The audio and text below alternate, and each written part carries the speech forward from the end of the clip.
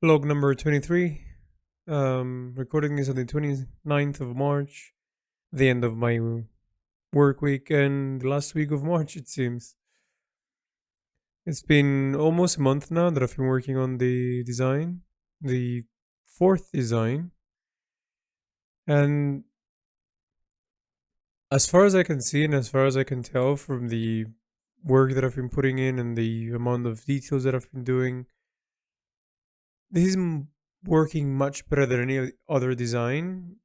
Obviously, it's probably has to do with something with me learning from my mistakes, but the amount of time that I work versus the amount of time that I think about the design became sort of very drastically different this time around. I don't overly exaggerate the hours that I actually work on it, and I spend more time sort of thinking and doing some preparations of it, aka the measurements and how they're going to be placed around and the preparations of when I do see it on the design, I have a very clear, a specific way of going about it. And to my surprise, as I said in a couple of different logs, I've seen a drastic skill difference that I'm able to pull from this new mindset of not spending too many hours on design on a single sitting. Because when I create something new, and especially the biggest concern was the faces and things that you could relate as a viewer, um, they're becoming much easier to bring forth, and I don't spend a lot of time thinking over them or thinking I can make them better and so on and so forth. I've done so far in this design five, six faces, and in not even one of them did I had the previous sort of, oh, I have to, this is not working out, I have to redo it, I have to, all that stuff of me chasing something that doesn't exist. And primarily is this different way of me approaching my art now, of allowing myself to have specific amount of hours, 4 hours to work on something, which is pretty much until lunchtime from 6:30 a.m. to noon. That's usually where I actually physically work on my art, and then towards the afternoon, I might just do the measurements, or I might just read a book, continue the flow of my artistic and creative domain, or maybe do some shades, but I won't go back working on the face. If the 4 hours, 5 hours before that, I was working on it, and it allows me to sort of gradually digest what I'm doing without having to implement the emotional sort of side of me that is going to drive the design in different directions, that is going to sway it from the actual point. Because if we were to dissect a little bit the concept of me sitting down, beginning the face, I do the measurements, I record them so I know where the coordinates are of the shape of the face, so I don't enlarge it by accident. I take away something else from the composition. Very basic, methodical way of doing it. And then I place everything: the eyes, the nose, the mouth, and etc. Then I begin building it. Building it meaning I put shadows and I sculpture it like as if it was a 3D sculpture with my hands, and I slowly introduce the shadow, the light, the gradient, textures, and begin to slowly see the face. Now, usually my problem here will be I would do the mouth, and the mouth will look a little bit crooked, and I could tell it after I put the nose and the eyes, and then the mouth has been worked on a little bit. So I have to imagine a three-layered sort of design, and the layer number one is the mouth, layer number two is the nose, and layer number one is the eyes. And if I progress the mouth too much, then I have to progress the others as well. And it wasn't done in organic way. It was sort of going back and forth, and then the left eye wasn't okay, and sort of infinitely keep working on it. And the problem that arose from this is that given the scale that I'm working on, we're talking about a face that is half a cm as the actual size, or 1 cm maximum. And in these sort of spaces, you can't really keep erasing and redrawing and erasing and redrawing because there's such a small surface of you to work on that you're going to be creating tears. You're going to be creating sort of lines that are going to be looking underneath the new sort of measurement of the eye won't be as clear and it's going to be tainted. And I will try to perfect this. I will try to sort of like make it work. And I realized that if I if I give myself the morning just to work on this, half of the morning is spent on me putting everything together, as in the structure of the face, and then the other part is blending things that sort of create a blend between the three layers, and I slowly work on it with light. Whereas before I would work directly in the different layers without blending first, but now I blend, which it's silly of me because in my painting sort of style and whatnot, I start with blending things in terms of first layer of the face, a nice grayish tone, and I put it everywhere. And then I begin putting the reds together, whatever the reds are, or the greens, whatever. I just allocate it by that and I slowly blend it together until we reach to the first layer, sort of the layer that is going to be on top, that is going to be more visible, that is going to be the light, that is going to be more direct. So you see sort of a structure of layer number 0 to layer number 100 in painting wise, and that sort of begins to have different layers of blends and combinations, and it builds the skin. So if we were to consider skin by itself is built in different layers, so it makes sense if you were to depict the skin to paint as many layers. At least that I would say to myself to jokingly sort of get myself around that. And in my drawing sort of style, before this, I would sort of put a lot of marks and a lot of different techniques of using the gradient, graphite, to create a nice gradient and marks and textures. But it didn't work when I wanted to actually have a bit something more realistic, something more. It wasn't just a rough rock type of thing. It was he actually did it quite well. He blended the stone as it until it became super soft and all that type of context. And I've begun iterating that, and it's been working really well. And I've done 5 phases so far in this particular design, and I haven't had any problems since. And I'm pretty happy about that. It means that I'm progressing and I'm learning from it, and it's been great. And the actual design, where it stands right now, I am very close to finishing it. I have finished section number 7 with probably 10% left to go. And section number 8 is the one that I'm going to do this week, where as I do that, I'm going to be seeing all the shadows and lights and sort of blend everything together in terms of if I want to create more harsh or more direct light. But I've been working on the values of the shadows since every aspect of the design. So it's not a lot of this doing. It's just fine tuning mainly. So I've reached the stage where I take out the old designs and I put them next to each other and I see, okay, I've learned something from this design. How does it compare to the previous one? So we have a bit of a consistency. Again, consistency is not to have everything match each other because we're talking about the consideration of the stonemason who has lived here for many decades, and he didn't just made all his statues a year before or 10 years before. There's a different timeline of different times he worked on different statues, and we have to show the improvements or the issues that he was facing during the time.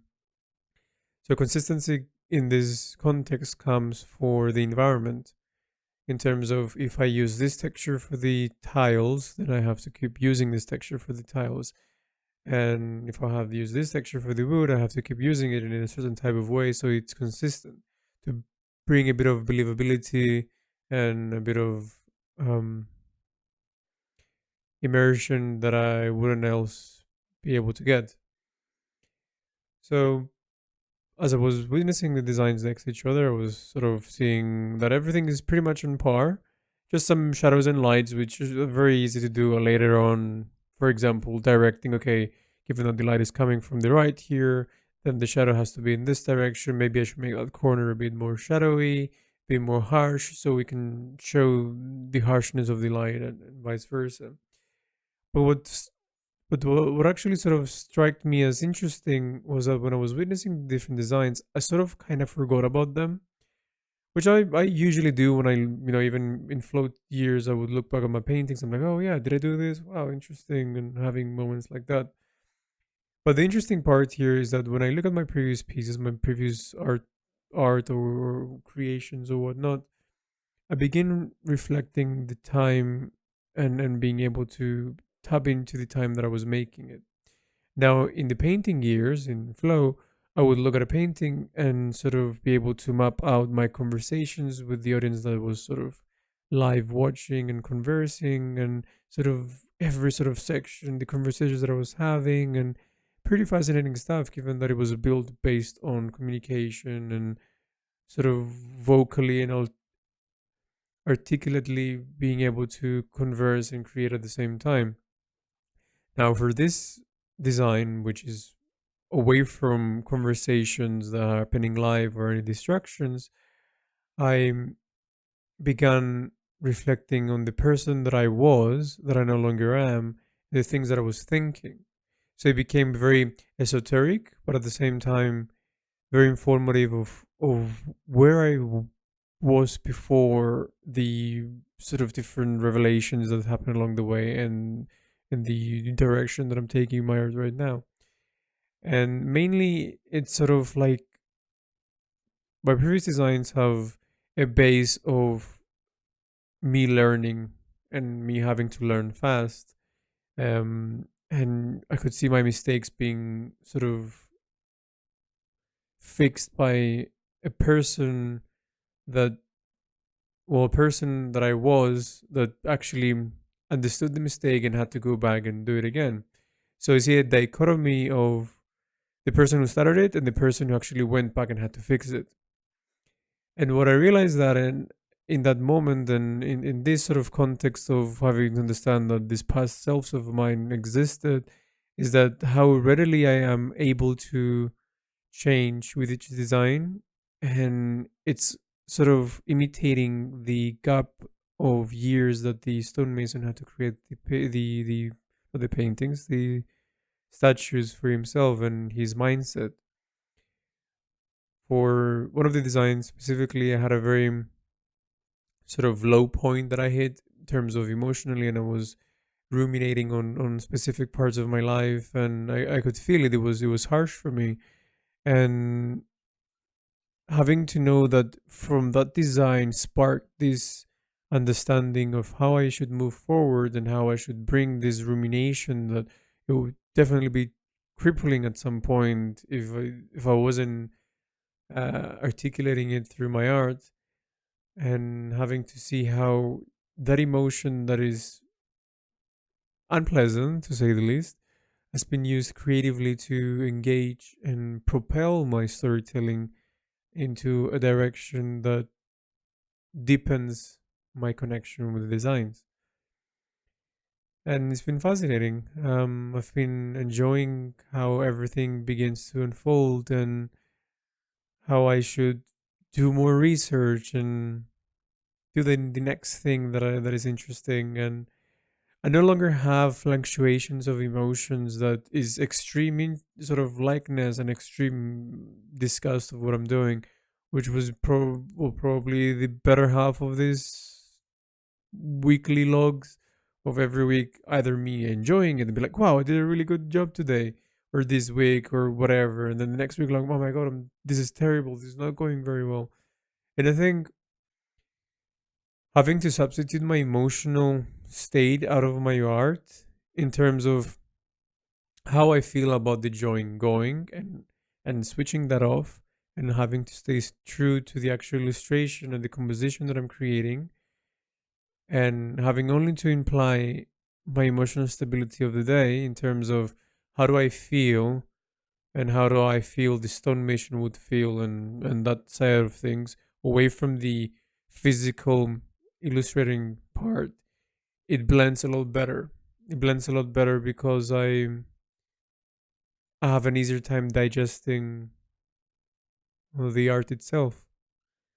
It doesn't get messy and it doesn't get too overcrowded by different types of thoughts.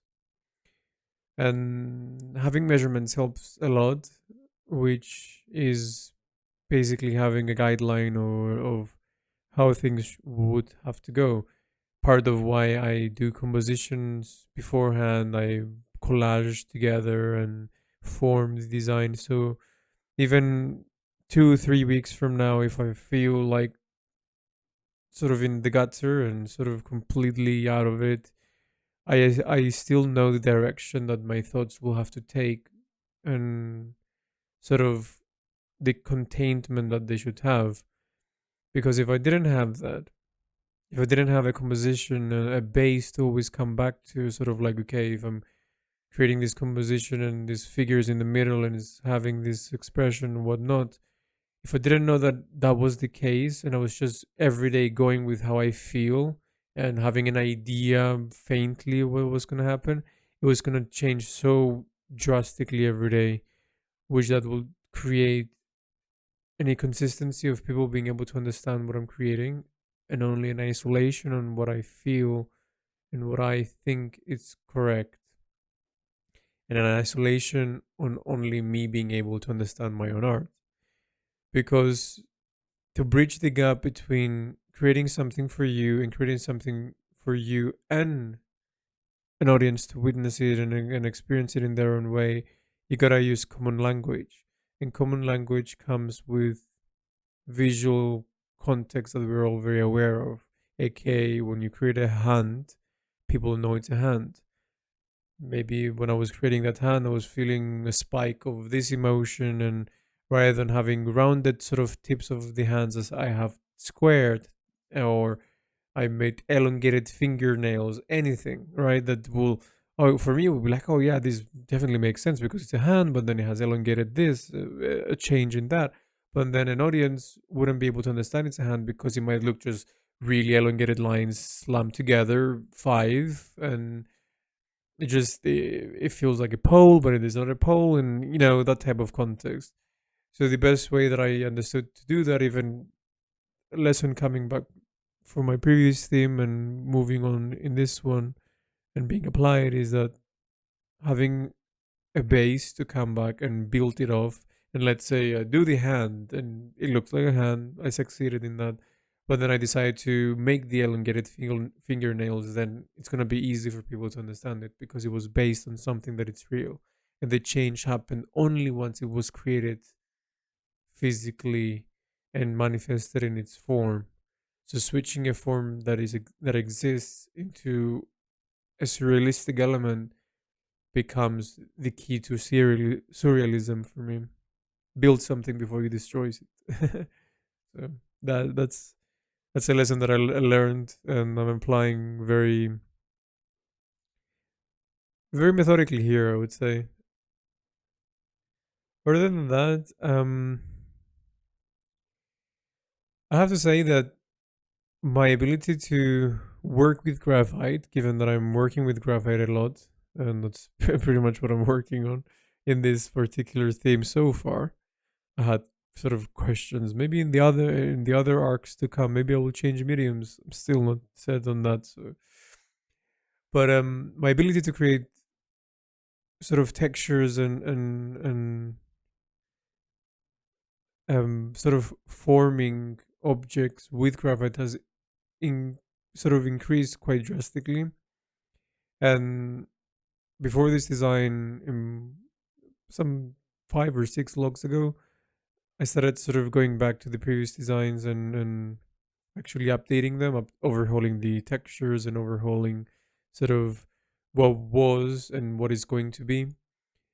And with that, when I witness everything together next to each other today, given that the design that I'm working on right now is coming to a close, I didn't see sort of, oh, I need to change textures because I've conquered that issue. And the other issue that arose is just the light, which is fine. It's a very easy thing to fix once you have everything together and you see how, given that it's a room that it's together, right? It's a square room and things are on each of its side. You're having to be a bit sort of fixated on having to do the light correctly. It's quite easy to place down once you have everything together. So I wasn't too bothered by it, but it was just a confirmation how things are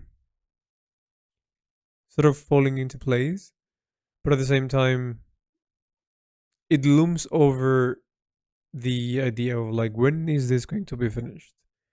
Because I said December, but then the way that I'm going with the designs, I usually spend a month on each design, and I have two more designs of the same size, and then I have three bigger ones.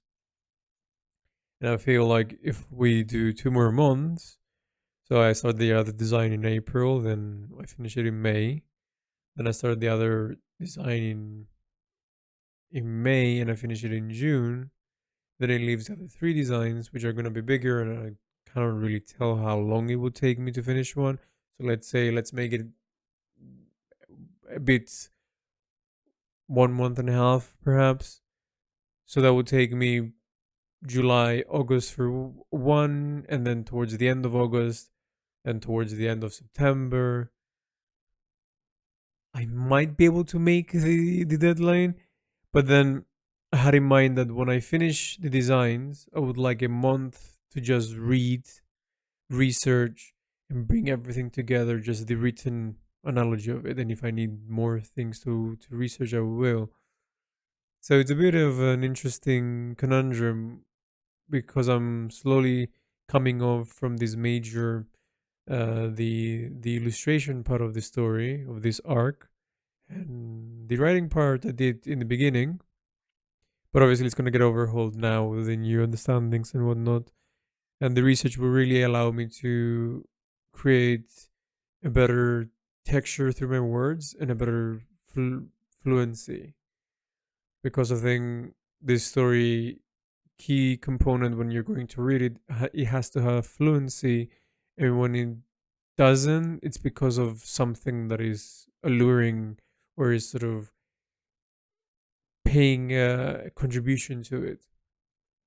So I need a lot of research and a lot of time dedicated into bettering myself for that. Just because I'm raising the standards of what type of result I want to have. So it's just food for thought on that. It doesn't bother me too much. I don't feel stressed about it, obviously, given that I'm not sort of having this sort of published as soon as, or have someone waiting for it in a type of way. So even if I don't make December and it's January, it's February, it's still fine. But I'm really excited to finish the designs so I can do a prototype and really have a large chunk of you go through it and tell me what you find interesting, what you find doesn't work, because that will allow me to refine everything and define everything at the same time. Because this is something that I understood in the catalog of flow that I've done, one of the accumulations of the previous theme and its website and how it's going to be interacted. The way that it got so much success and so much interest in terms of how the website was interacted and how everything was layered and everything, is because I did it and then I immediately gave it to trusted friends and some sort of not as well like as acquainted to myself and as an artist and as a person, so they can give me different multiple feedbacks. Someone who knew me would give me a type of feedback, and someone who didn't know anything about me and anything about my art would give me a more subjective and more like I'm just a random guy who I'm just giving you my 2 cents, and it's been great.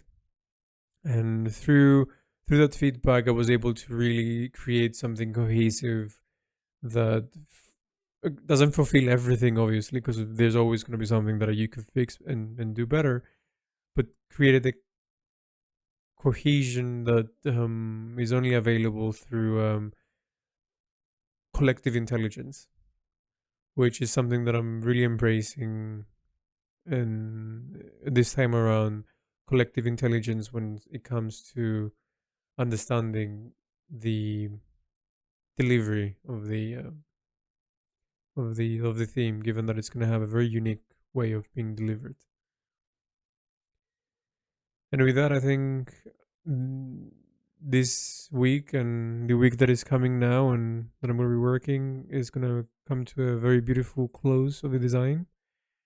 And I'm excited to see how it's going to look when everything's going to be placed together in this design. And I'm going to be talking about it towards the end of the week that you're going to be listening to this. And let's see how that goes. Hopefully, I can share some of the textures that I've done in this one without spoiling too much, which is another thing that I was really bad at keeping things to myself and not sort of showing to people, hey, I did this because it's exciting, right? But this time around, no one has actually seen my work other than just the textures, and it's been pretty weird. And I've been into it, kinda just being able to hold this genie in the bottle type of thing. Obviously, I consider it to be this important sort of discovery, but maybe it's just farce. It's fine. But yeah, let's see this how this week treats us.